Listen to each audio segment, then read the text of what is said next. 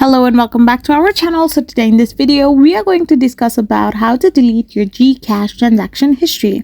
So without wasting much of our time, let's get straight into the video. So GCash is a financial platform that helps you maintain your transactions, or you can do some financial transactions from this app.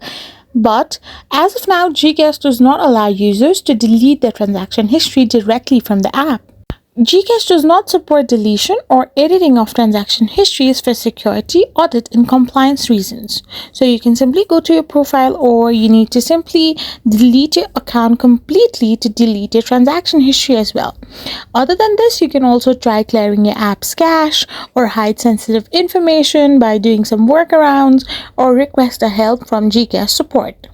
This is all you can do to completely delete your transaction history from GCash. I hope you found this video helpful, so don't forget to hit that subscribe button and do give us a thumbs up. We will be back again with more informative videos. Thank you for watching.